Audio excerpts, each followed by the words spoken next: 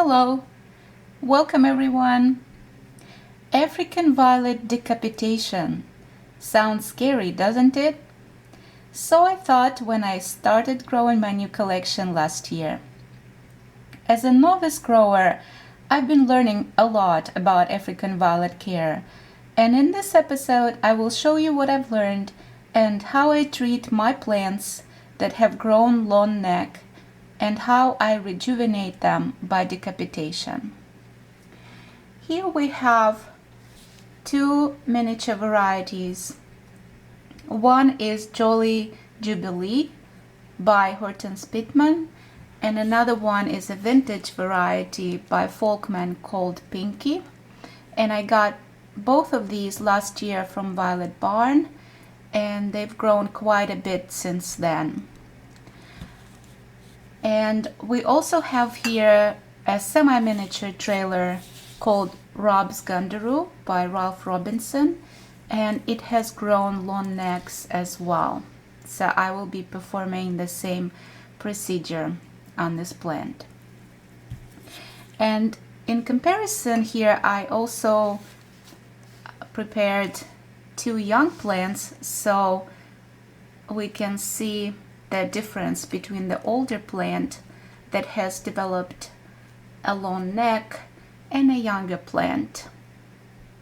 This is Jolly Jubilee, and both of them are blooming or in bud.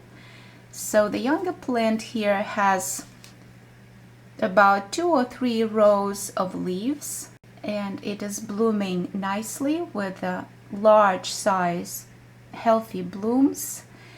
And we don't see any signs of nutrient deficiency or any signs of growing stress on the young plant. Whereas here, the older plant, not only do we see the long neck that has grown since last year, but we also see the signs of nutrient deficiency with the central leaves growing very small, and the size of the blooms here is also much smaller than the size of the blooms on the younger plant. And here we also can take a look at Pinky. Here is the young plant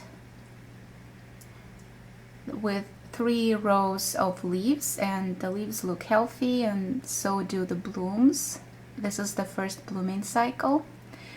And the older plant has grown into like a little tree almost, or a little tall bush. And we can see the long neck as we remove the bottom rows of leaves. And here in the center we can also see that the central leaves are growing very, very small. What it means is that the plant's root system is not working properly, so it does not deliver all of the nutrients from the potting mix for the central leaves to grow healthy. So we will need to rejuvenate it and have the crown grow a new root system. So first what I do is, if the plant is in bloom, I remove all of the blooms. And why the blooms need to be removed is that when we decapitate the crown, it needs to focus the energy on growing the roots first, and blooms take a lot of energy from the plant. So we remove all of the blooms and all of the bloom stalks. In addition, we also remove the older leaves. It's easier to do it by removing the plant first. So what I do is I take the scissors and cut off at the surface level. So now we can remove the older leaves. We will keep maybe 2 or 3 central rows of younger leaves. With the variegated varieties, it is also helpful to leave as many green leaves as possible, because some of the younger leaves may have not enough chlorophyll to help the plant grow new roots.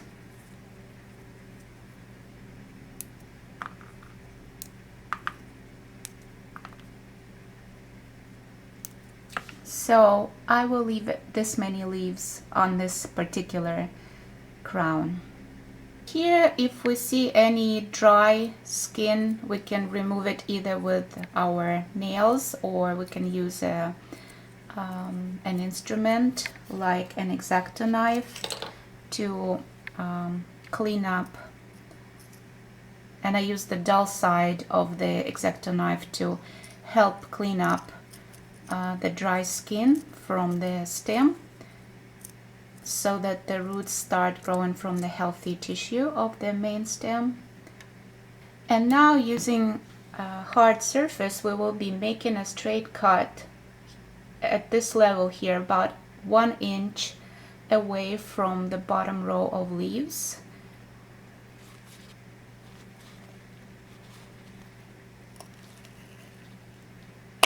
Just like that.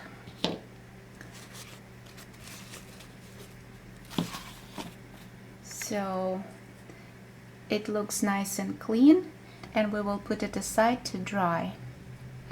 It needs to be drying for about 15 minutes to half an hour.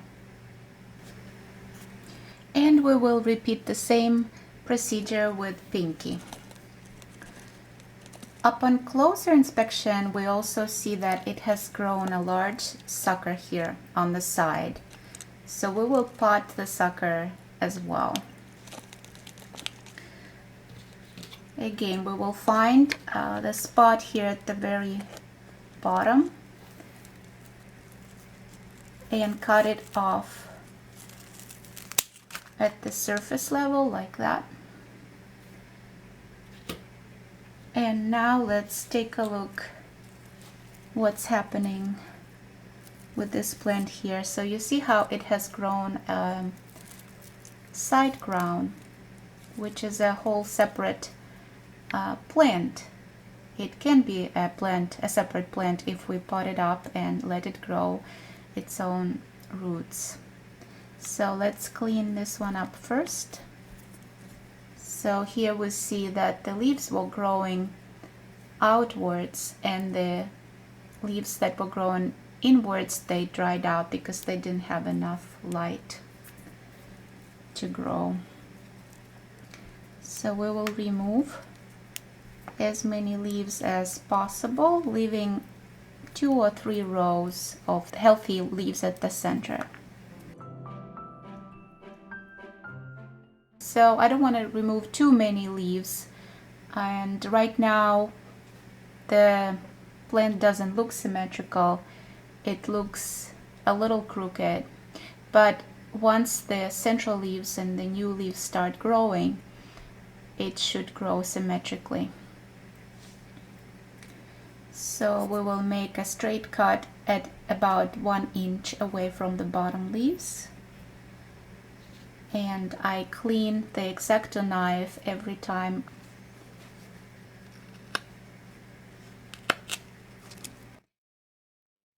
And here we see a lot of dry leaves here that are dead at this point, so let's remove them.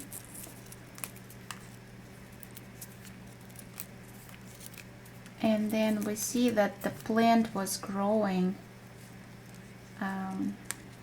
like a zigzag almost.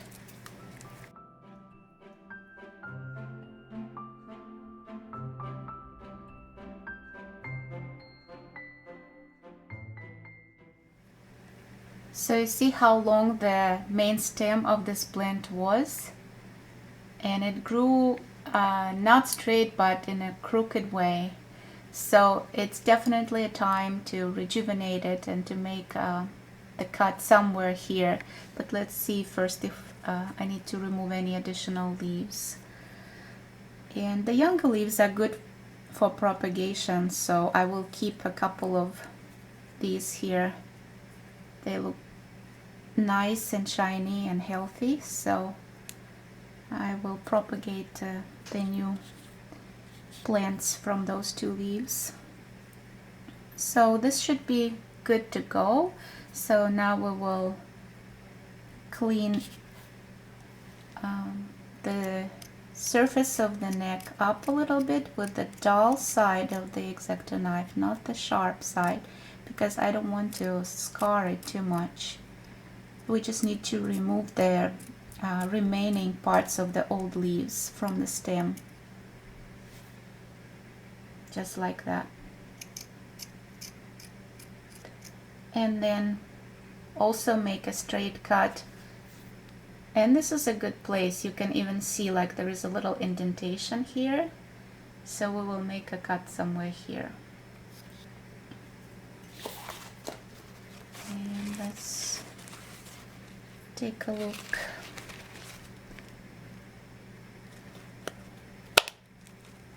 And that's it.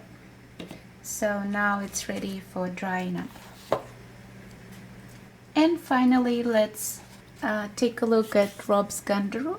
So we have very long stems here.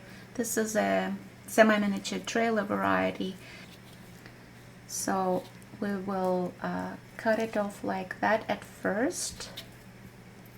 There is a lot of dry blooms here, and this is a prolific bloomer.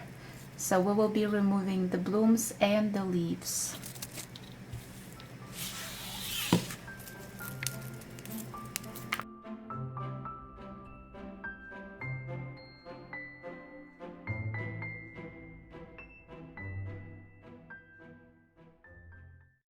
How many leaves I will keep on this particular crown.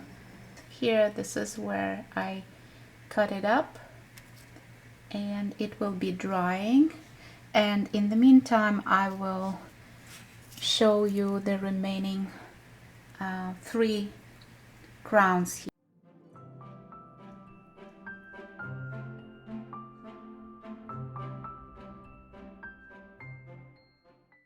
I see a small secondary crown shaping up, and because this is a trailer and it grows in multiple crowns, I will probably leave it and cut it somewhere here, and hopefully this crown will also grow.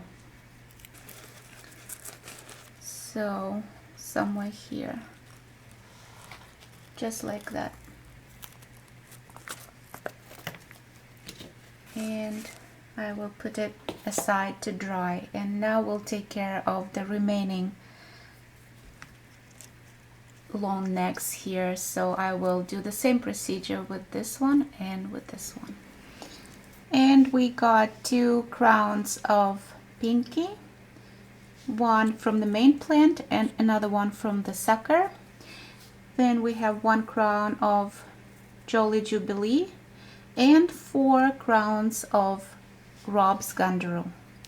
I have prepared the 3-ounce plastic cups with the labels showing the name of the variety and the date. And I make drainage holes in the bottom with a soldering iron.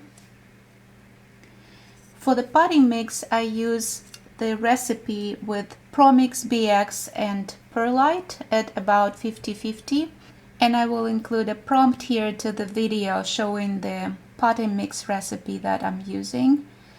So the cuts are now dry and they're ready to be potted up. Let's start with Pinky, the main plant. I'm making an indentation, and I am putting the plant like that and making sure that it is holding on and is not loose in the potting mix. And I use just a little bit of water because the potting mix has been pre-moistened. Just like that.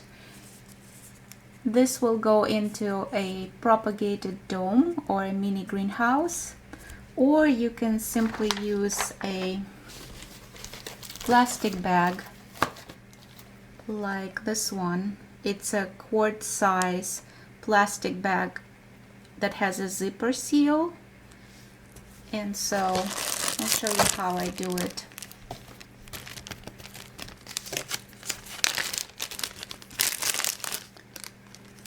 I just put the plant inside.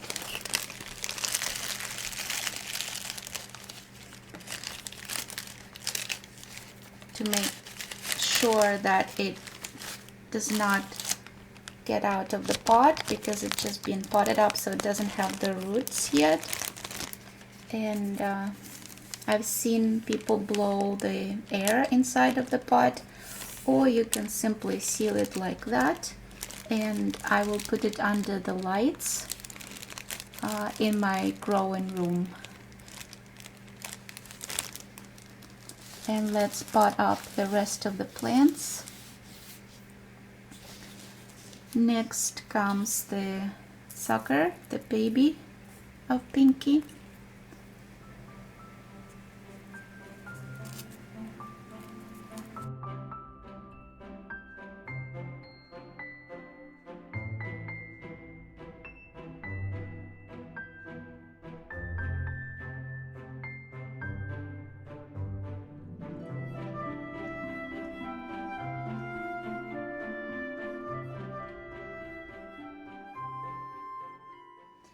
And here they are all potted up. For the first watering I use regular water, and then I start adding the fertilizers that I normally use for my African violets. And this is the fertilizers that I've shown previously. It's called Dynagrow Liquid Plant Food at 795 NPK ratio, and I use 1/4 teaspoon per gallon of water of Dynagrow. And then sometimes I switch it with another fertilizer, also popular with African violet growers, called Jack's Classic at 20-20-20 NPK ratio, and I use 1/8 teaspoon per gallon of water of Jack's Classic. These plants will grow in propagation trays that are domed under the 5000K LED light fixtures, and I keep the lights on for 8 hours a day because they also get some natural light supplement in addition to the artificial LED lights. The temperature in my growing environment is now 72 degrees Fahrenheit, and I keep it in the range between 65 and 79 degrees Fahrenheit all year round, and the humidity is 49%, and I try keeping it at the humidity between 40 and 50 and sometimes 60%. And that's how I treat long necks on my African violets. Hope you found this video helpful.